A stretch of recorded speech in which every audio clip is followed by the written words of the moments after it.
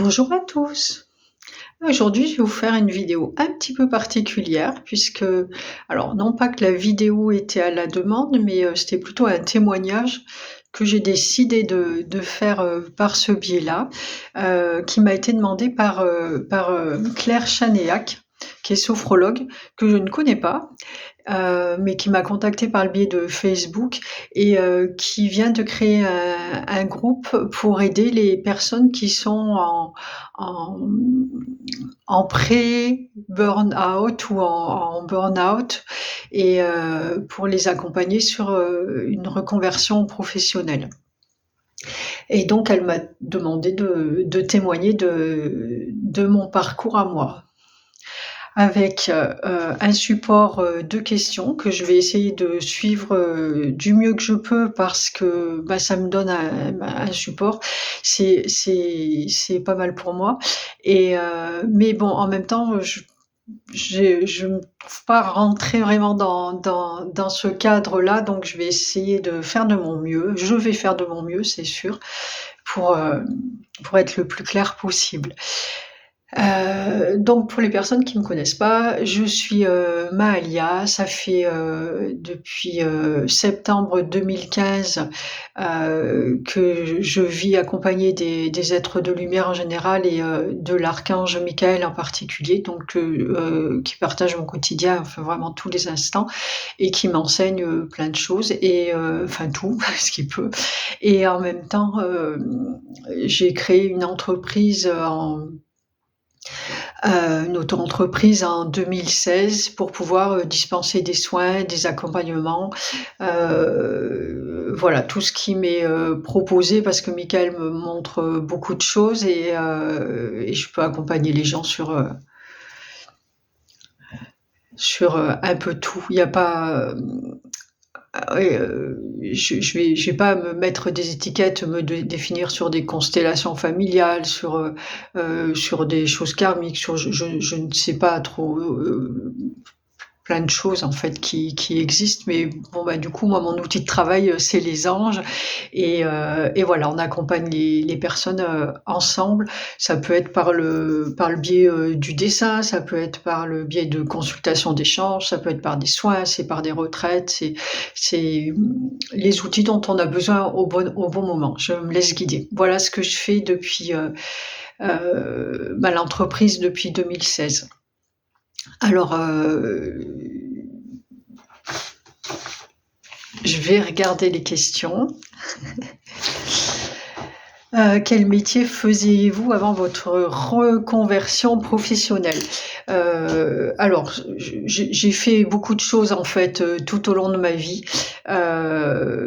J'ai pas eu de j'ai fait 2 reconversions, alors ce qu'on peut appeler reconversion professionnelle, à un moment donné à 2 moments donnés du coup, parce que c'était des métiers que j'ai appris. Sinon j'ai fait du travail, enfin, que beaucoup, qualifient, d'alimentaire, hein. J'ai été caissière, moi j'ai été aussi, responsable de caisse, hem, heu, mais que moi, heu dans lesquels j'ai toujours trouvé du plaisir. Moi, dans tout ce que j'ai fait, c'est une partie de ma vie, c'est tout. C'est pas, le travail et puis la vie à côté. C'est moi, bah, le travail fait partie de ma vie, donc mon intérêt, c'est d'y être bien et de trouver du plaisir dans tout ce que je fais. Parce que je suis quelqu'un qui a besoin d'apprendre tout le temps, qui n'aime pas s'ennuyer et hem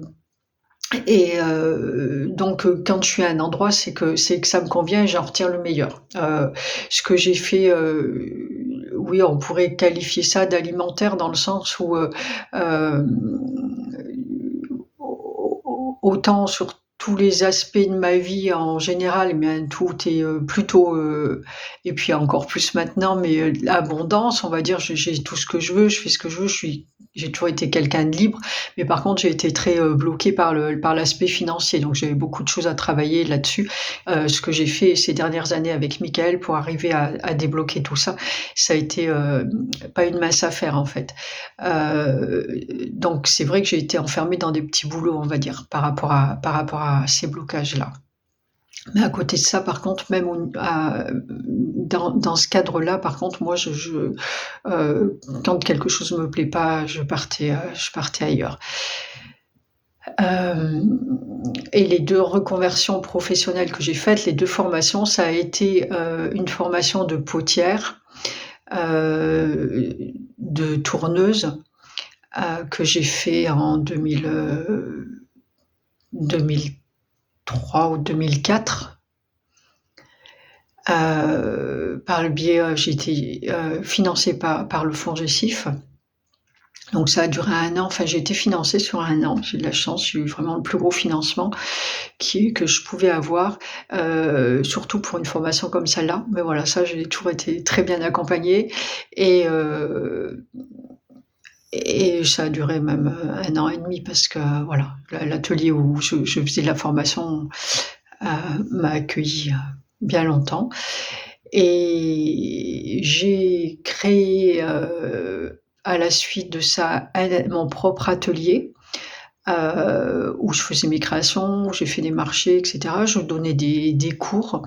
J'ai pas eu le temps, de beaucoup, pratiquer, dans le sens où je vivais avec quelqu'un qui me battait et donc bah, à ce moment, je suis partie et j'ai tout laissé, hein. Je suis partie avec ma culotte et j'ai tout abandonné et c'était ça ou ma vie donc ma vie physique donc bah, j'ai préféré laisser ça et continuer un petit peu pendant un petit moment pour, d'une façon différente, mais quand même un petit peu plus compliquée forcément, hein, où je travaillais à côté en intérim et cetera et voilà, pour, abandonner la poterie petit à petit. Il faut dire que toutes mes, j'ai tout mon activité professionnelle, donc ma vie en fait, elle a toujours été très, elle a été gérée par, ma vie amoureuse en fait. C'était le fil conducteur, c'était mes amours. Donc quand ça allait, bah, ça allait, c'est où ça m'amenait là ou là et puis quand, ça va plus, bah, ça me fait partir ailleurs et cetera. Voilà un peu comment j'ai fonctionné toute ma vie. Sans attachement en vérité, à un travail ou à un autre, même si j'aimais, la poterie, mais j'ai passé, tout mon temps en fait. J'ai appris beaucoup, beaucoup de choses, j'ai étudié et cetera. Par contre de le quitter, mon intégrité, était plus importante en fait, que ça. Donc pas de difficulté à quitter là où ça ne va plus. Ça fait partie de moi. Heu j'ai une, aptitude naturelle au bonheur et je vais là où, les choses me conviennent. Quand ça me convient pas, bah, je pars. Je pars du principe qu'il y a tout ce qu'il faut pour tout le monde, de partout. La terre est grande, l'univers est grand, donc pourquoi rester, s'ennuyer quelque part quand, bah, ça peut être plus ouvert ailleurs? Donc voilà comment je fonctionne. J'ai fait cette première formation, j'ai arrêté et à un moment donné, toujours gérée par ma vie amoureuse, j'ai fait, une formation, heu du coup là financée par c'est à l'AFPA, donc je sais pas, qui peut-être par le Pôle emploi ou, de, dans l'hôtellerie, de réceptionniste en hôtellerie et tout ça n'a pas abouti non plus. La formation, oui, très, très bien, mais après, ça n'a pas abouti pareil parce que je me suis laissée embarquer dans des choses de ma vie amoureuse qui étaient pas je me laissais un petit peu trop embarquer. Et là, pour le coup, je me choisissais pas en vérité. J'ai dit tout à l'heure mon bonheur, mais en fait, j'ai oublié de me choisir. Donc voilà, ça a été ça jusqu'en 2015 ou 2014 où j'ai connecté l'énergie, j'ai découvert qu'il y avait de l'énergie, qu'on était, de l'énergie, enfin voilà, je me suis, amusée avec. Ça a été la découverte de ma vie et j'ai voulu là l'approfondir aussi. Donc j'ai passé mon 1er degré de Reiki, 2e degré, ça a pris absolument toute la place dans ma vie et sur l'espace d'une année, donc j'ai donné beaucoup de soins aussi, j'ai expérimenté beaucoup et sur 1 an, j'ai été amenée à, bah, tout lâcher, à divorcer là aussi, à partir, me faire muter dans dans une région, que je ne connaissais pas, où je connaissais absolument personne. Je me suis retrouvée toute seule dans un village de 600 habitants avec des collègues de travail qui voulaient pas de moi, donc comme ça facilitait la retraite. J'ai compris après que c'était une retraite, hein. J'ai des aides autour de moi, je le sentais bien. C'est devenu de plus en plus palpable. Et donc voilà, ça c'était un dernier boulot. Alors pour le coup, lui, alimentaire, où je me retrouvais enfermée dans un CDI, ça me plaisait pas, mais ça m'a permis de déménager, d'aller connecter ce que j'ai connecté là, et c'est juste parfait. Et donc il a fallu juste quelques mois pour, en septembre 2015, que je découvre l'existence d'archanges, de plein d'anges. Je savais que j'en avais un, mais je me suis jamais posé de questions, et que tous ces êtres-là pouvaient nous aider. J'avais découvert à travers le Reiki, j'ai dû passer mon 3e degré, que je voulais faire ça, ma vie c'était ça en fait, qu'il fallait absolument que je quitte ce travail et que je me débrouille pour vivre du Reiki. Sauf que je voyais pas trop comment faire, parce que j'étais seule et sans argent, j'ai toujours eu des gros soucis financiers, vivre dans mes découvertes, je n'ai jamais eu d'argent de côté, et donc c'était compliqué de quitter mon travail comme ça. Et avec le Reiki qui est pas forcément reconnu, surtout à l'époque, maintenant ça va de plus en plus vite, mais il y a déjà 8 ou 9 ans, c'était pas encore, je crois que c'était encore moins reconnu que maintenant. Je m'intéresse plus trop au Reiki, donc je vais pas être très précise. Mais par contre, voilà, moi, et du coup, quand j'ai su qu'il y avait des archanges, et j'ai vu qu'il y avait un archange, Raphaël, de la guérison, et qui pouvait aider les gens à aller travailler, les personnes qui voulaient travailler dans le domaine de la guérison pouvaient les aider. Donc moi, j'ai demandé à Raphaël,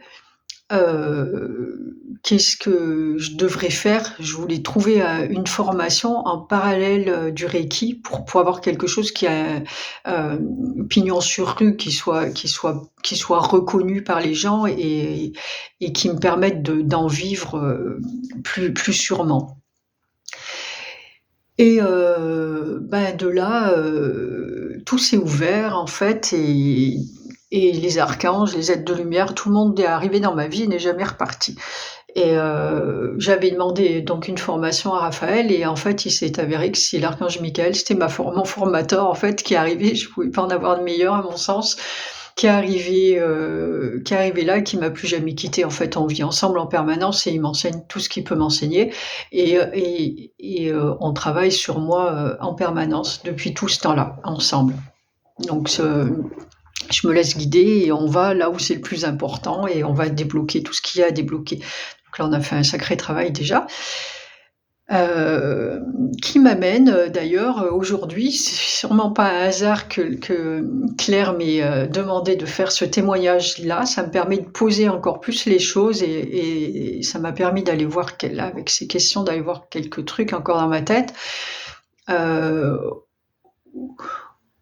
Où là, ces dernières semaines,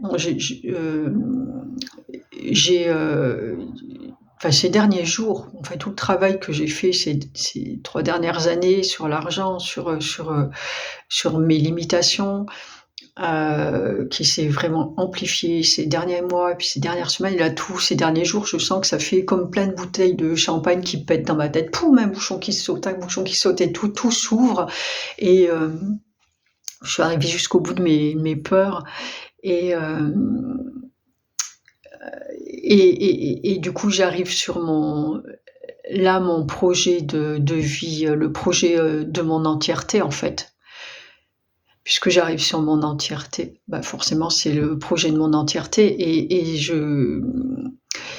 il y a des années de ça, à chaque fois que j'ai fait quelque chose, c'était quelque chose qui était fait avec le cœur, où je sentais vraiment que j'avais ça à faire. Et là, ça, c'est il y a des années de ça, mais bien avant que je connaisse tout ce que je connais maintenant. Je me souviens avoir lu un bouquin, c'était un roman, et le monsieur, c'était un auteur, et il partait dans divers coins du monde pour, on lui donnait de l'argent pour écrire, et il avait un contrat, on lui donnait de l'argent pour écrire, et puis il se retrouvait dans divers coins du monde, tranquille, pour faire ses romans. Et je me suis dit que c'est ce que je voudrais faire en fait. Et j'ai toujours aimé écrire, j'avais tout le temps envie d'écrire, mais je savais pas quoi. Bon, étant toute jeune, je voyais pas ce que je pouvais raconter. Bon, moi, j'ai une vie très compliquée. J'ai jamais vraiment eu le temps de me poser sur ce genre de choses, mais j'avais ça. Et puis, par ailleurs, je ne sais pas inventer des histoires et donc je pouvais pas écrire un roman à partir d'une invention ou quoi que ce soit. Mais je sais que j'ai posé ça là. Bon, bah, depuis, que les archanges sont arrivés, j'ai écrit un livre et puis, fait des oracles, mais, là, on est sur un roman avec Michael aussi depuis, un moment, un roman, initiatique. Mais là, ça y est, je me plonge carrément dedans sans plus peur de, qu'est-ce qui va arriver? J'ai pas de sous, de culpabiliser parce que voilà, tu vas pas rentrer d'argent ou, mais j'ai ça, je sais que c'est ça que je veux faire. Ça n'empêche pas que peut-être si on me demande des soins, des choses comme ça, je vais le faire. Mais en tout cas, moi, ma priorité, c'est ça. Ma vie, elle est là et je suis en train de l'engrammer tout mon être, en fait, toutes mes cellules, avec ça. Et c'est ça, en fait, c'est faire en sorte que ce que vous êtes, c'est ce que vous êtes que vous allez concrétiser dans la matière, en fait. Donc c'est faire en sorte d'être ça. Et donc là, comme m'avait dit Michael un jour, pour être écrivain, il faut écrire. Parce qu'il y a des moments, c'est gna gna, et puis oui, bah, de toute façon, ça va pas marcher, etc. Donc là, on a fait sauter toutes les limites. Moi, j'en ai plus, je sais très bien ce que je veux. Je l'ai fait pendant 1 an déjà, justement, avec le livre, on allait faire les salons, et puis bon, du coup, des conférences. Après, effectivement, j'avais des consultations derrière, des ateliers et des choses. Et ça, c'est la période où j'étais le plus heureuse de ma vie. Mais là, ce que je veux maintenant, moi, et ça, c'est clair dans ma tête et je le fais, je vais le faire, ça se concrétise déjà dans le sens où j'écris, puis après, le reste se fera quand ça doit se faire, les rencontres et tout. Mais c'est faire ça, mais à une échelle mondiale, en fait. Je veux aller à droite, à gauche et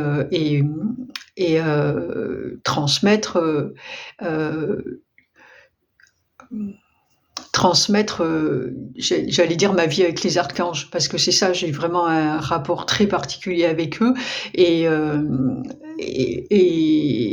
on a des choses à transmettre ensemble, ils en ont avec d'autres, ils ont celle-ci avec moi et c'est ça qu'on veut transmettre ensemble. Ce qu'on veut transmettre en fait ensemble, c'est arriver à amener les gens sur tout le monde sur le même piédestal en fait. On va pas dire je vais pas dire désacraliser le monde de la lumière, mais sacraliser tout le monde en fait, tous ceux qui se sentent pas être de la lumière. En fait, c'est amener tout le monde à sa propre lumière et mettre tout le monde sur le même piédestal. Pas un qui est plus haut, il y en a pas un qui est plus bas. Il y a pas peut-être à un moment les anges ou vos guides, ils vont vous amener plus haut qu'eux pour que vous preniez bien mesure de qui vous êtes. Mais après, c'est pour se remettre ensemble et continuer à avancer main dans la main. Tout le monde dans le sacré. Il y a pas de plus ou de moins. Il y a des différences qui sont importantes parce qu'on a besoin des différences de chacun, mais pas de plus et de moins. Donc voilà moi où j'en suis et là je suis en plein là-dedans où vraiment maintenant je le sens, c'est dans mon corps, je me vois absolument pas faire autre chose, c'est terminé quoi. Et du coup j'ai entendu hier soir un jeune homme qui parlait de son projet à lui, de ce qu'il était en train de faire et il parlait qu'il se servait, il disait je me sers du RSA pour faire ça et j'ai beaucoup aimé en fait et c'est exactement moi ce que je fais parce que j'ai pas beaucoup de revenus, enfin j'ai là ces revenus là, de temps en temps j'ai 1 ou 2 consultations et qui me permettent de maintenir comme ça le cap, ou des personnes qui m'aident par le biais des dons, ou voilà. Mais j'ai juste ce qu'il me faut pour aller faire le travail sur moi, d'aller toucher ma sécurité intérieure. Alors ça, je l'ai fait tous les derniers mois ou années, ça c'est ok. Et maintenant de m'installer dans ce que je veux sans aucune crainte, je peux le faire en paix. Quand mon mental ou mes vieux schémas reviennent tranquillement parce qu'ils sont habitués à avoir besoin de faire pour gagner de l'argent et pour gagner sa vie, eh bien je me recale vite fait dans l'écriture ou dans autre chose, mais qui me remettent dans l'instant et qui m'empêchent de retoucher des peurs en fait. Et pouvoir continuer à avancer, pas détruire tout le travail que j'ai fait. Donc ça, c'est moi mon travail, il est au niveau Enfin, on l'est tous, mais j'ai cette conscience de l'énergie, en fait. Je travaille plus dans l'énergie, là, que dans la matière. Et ce que je fais, c'est vraiment important pour moi et c'est ce qui me permet de tout débloquer, d'aller vers cette mission de vie. Qui pour moi n'est pas, une mission, hein, il y a pas la seule mission qu'on ait, c'est d'être heureux, c'est tout. Et si aujourd'hui je vais être heureuse là, moi je sens que c'est vraiment le truc où maintenant je peux me poser, en tout cas pour un bon moment. C'est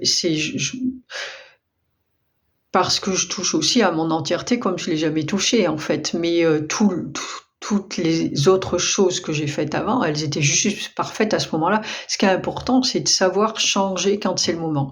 D'autant plus maintenant où les énergies vont tellement vite et où on va vers quelque chose d'inconnu. Donc c'est pas de rester enfermé dans quelque chose et de croire qu'on va faire ça jusqu'à la fin de sa vie. Voilà, moi ce que je fais là et je vais aller, je vais essayer d'être le plus clair, c'est pas évident, pour moi.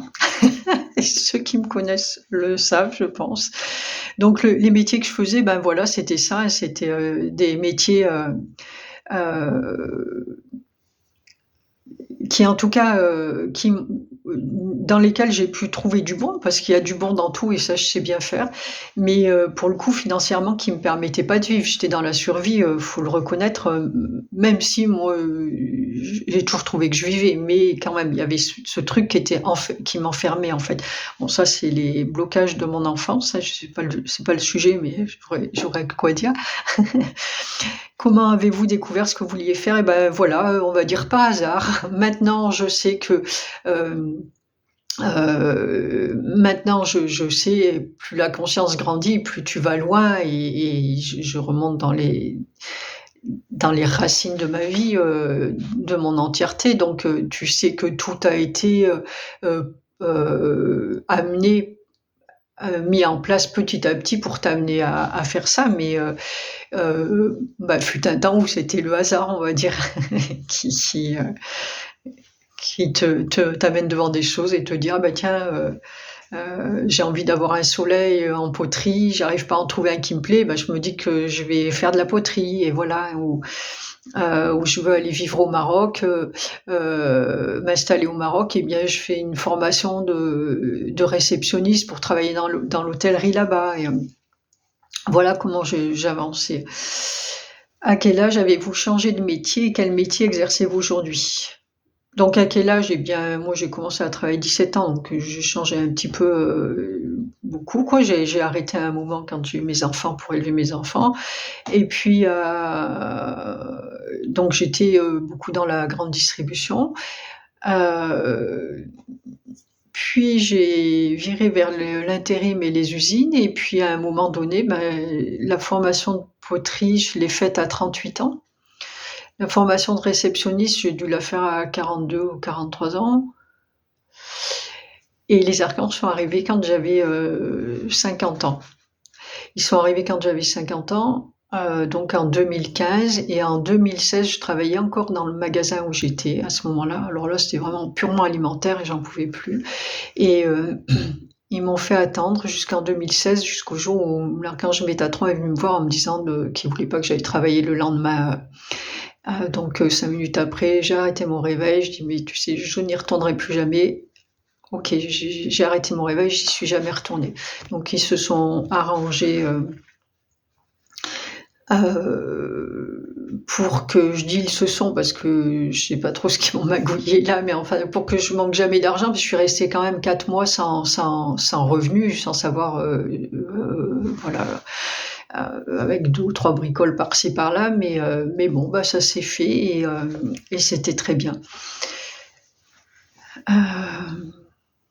Les formations, quelles formations, avez-vous réalisées? Donc ça, je l'ai dit. Quelles méthodes vous ont aidé dans votre transition? Alors là, je vais parler de la dernière. Les autres aussi, en fait, bon, bah, mon fil conducteur, donc c'était l'amour et puis surtout, enfin mes relations amoureuses, pas l'amour avec un grand A, mes relations amoureuses, mais surtout, toujours, quand même, malgré les limites, un respect de moi et un amour de la vie qui fait que je ne pouvais pas gâcher mon temps à un endroit qui me convenait pas.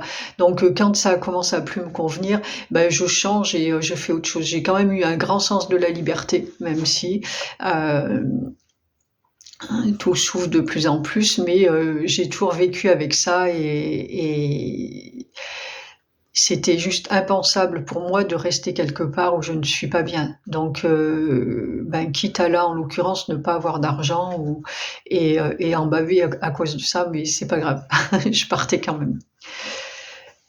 Et quelles méthodes vous ont aidé dans votre transition? Et là, bah, cette dernière, en fait, avec les archanges, bah, du coup, c'est les archanges qui m'ont aidée. Il n'y a pas de méthode particulière, si, on va dire que la méthode, c'est, vivre au jour le jour, à l'instant même, c'est-à-dire que, vivre au gré de ses envies alors, j'y travaille, hein, c'est, du mieux qu'on peut, ça se fait pas en 2 jours non plus, mais c'est vraiment respecter mes choix et mes envies et apprendre à se respecter soi, l'amour de soi. Alors je vous dis ça en 2 minutes, hein, mais je suis passée par la maladie, je suis passée par beaucoup de manque d'argent, je suis passée par là j'ai vécu pendant plusieurs mois dans ma voiture, ça se fait pas tout seul, bien que ça ouvre des portes et pour ceux qui arrivent derrière, ça va être plus facile comme ça l'a été, de tout temps en fait. Il y a des gens qui ouvrent les portes pour que ce soit plus facile pour les autres après et mais voilà, c'est se choisir à chaque instant. Quoi que ce soit. Moi, je l'expérimente dans la vie, dans le quotidien. C'est arrivé à plusieurs reprises que je sois avec une personne, par exemple, mais pour vraiment des bricoles ou des choses où effectivement, moi, je vais faire un choix qui est pas très cohérent, et la personne va me dire: «Bah non, vraiment ça c'est mieux» et cetera et puis elle a raison, dans le fond, elle a raison, on va dire, mais dans le super fond, moi, j'ai envie de faire ça et à chaque fois que j'ai pas fait, que j'ai été dans le sens de la personne, puisqu'elle avait raison, et ben, moi, je me suis plantée derrière et ça m'a apporté des mauvaises choses, en fait.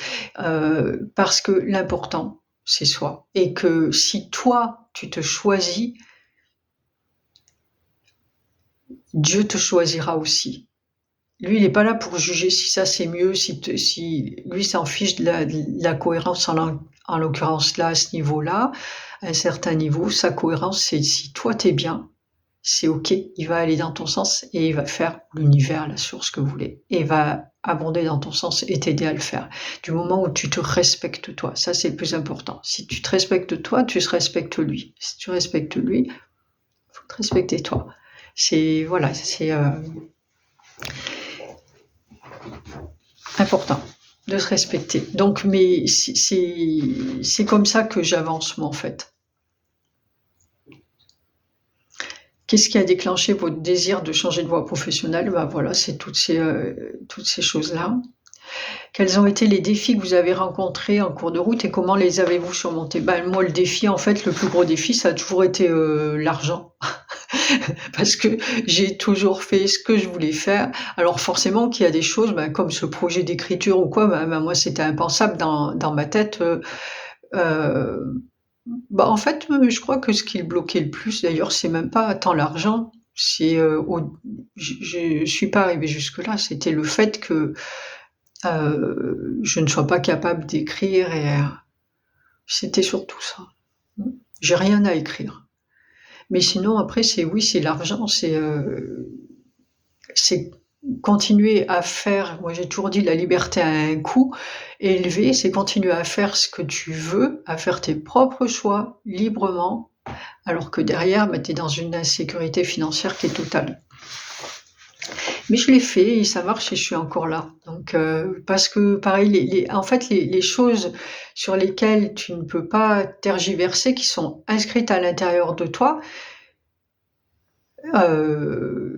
comme, payer un loyer ou ça a été, ou je sais pas si Ça peut être n'importe quoi. Si tu as besoin de l'argent, tu aimes avoir des livres et tu peux pas envisager de pas avoir de livres ou, eh bien, tu auras tout le temps ce qu'il te faut pour avoir tes livres, quelle que soit ta situation. C'est comme ça, c'est ce que tu as à l'intérieur, en fait, que tu vas transmettre, ou incarner, dans la matière. Bon, ben, moi, on m'a pas appris que je pouvais avoir de l'argent, bien au contraire. Donc forcément, je l'incarnais pas trop. Mais ça a changé, c'est moi qui l'ai changé. Donc ça, c'était mon défi, c'était l'argent, faire les choses sans argent. Mais ça marche. Combien de temps votre transition a-t-elle duré? Quel âge avez-vous aujourd'hui? Alors pour l'âge, ça va vite fait, j'ai 59 ans. Et combien de temps? Moi je dirais toute ma vie, hein, parce qu'on est en transition toute sa vie. Enfin, moi je suis en transition toute ma vie. Euh, euh,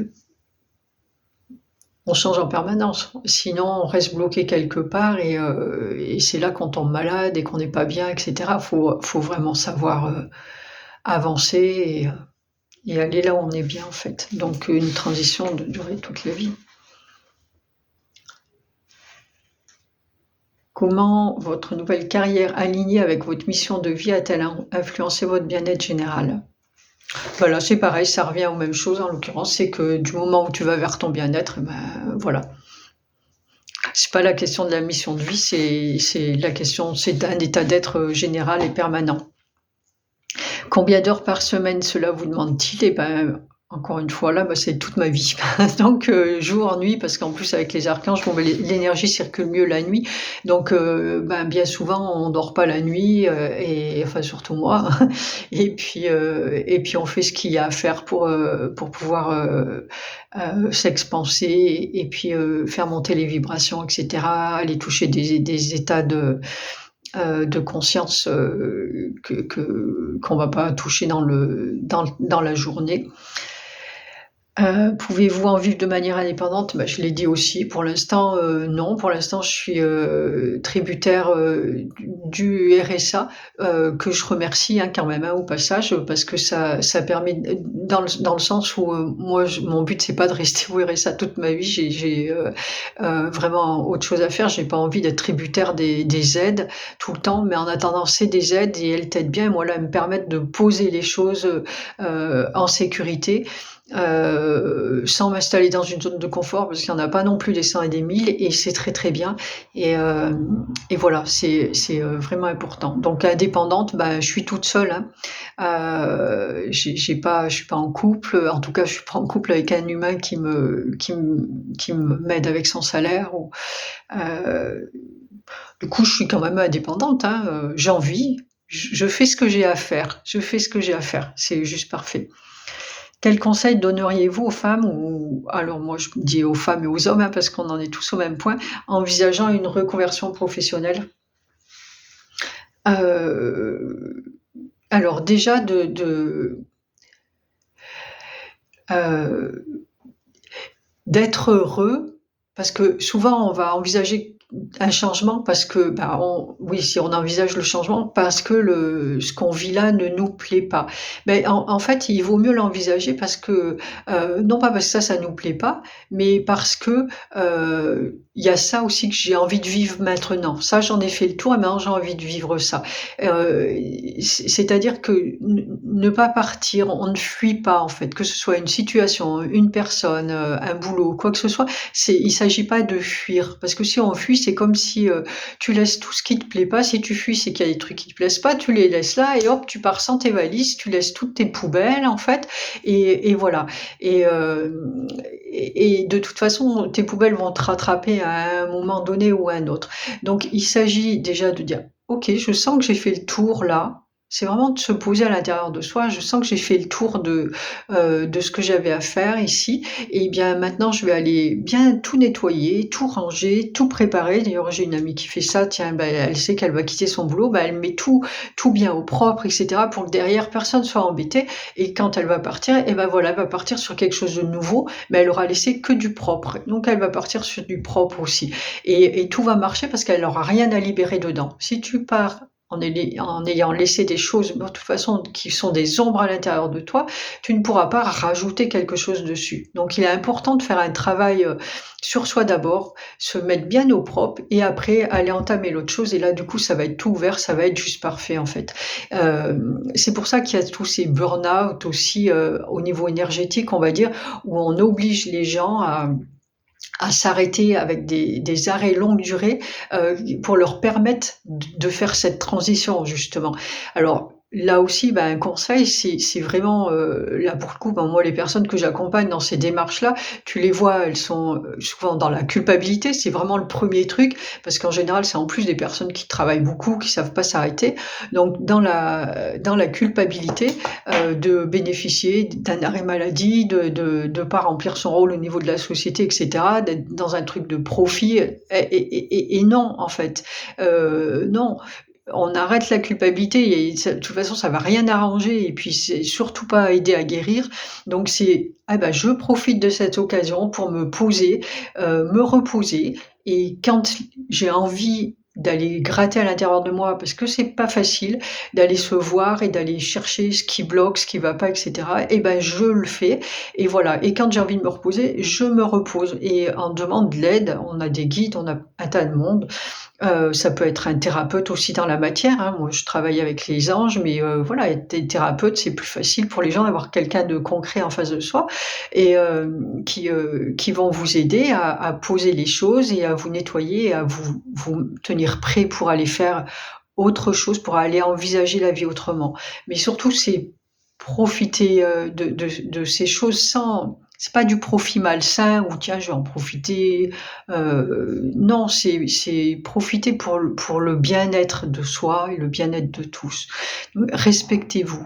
C'est respectez-vous, respectez vos choix, allez vers vos envies, faites des choses qui vous plaisent et n'ayez pas peur d'inventer quelque chose, de créer quelque chose qui n'existe pas.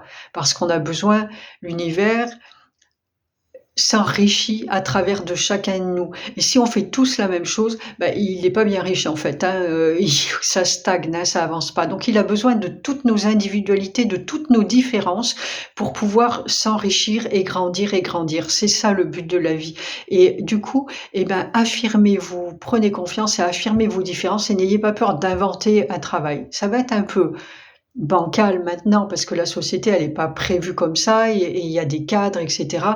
Et c'est difficile de sortir du cadre. Mais il y a moyen de s'arranger si on sort du combat contre une société qu'on n'aime pas et qu'on profite là pour l'instant. Profitez toujours pareil, c'est entre guillemets, il n'y a rien de négatif là-dedans. Profitez de ce qu'est la société, de ce qu'elle offre et pour pouvoir, comme d'un tremplin en fait, pour pouvoir rebondir. Donc c'est la regarder tranquillement, avec amour, en toute objectivité, dire ah chouette, là j'ai cette possibilité, ça va m'aider à mettre ça en place, etc.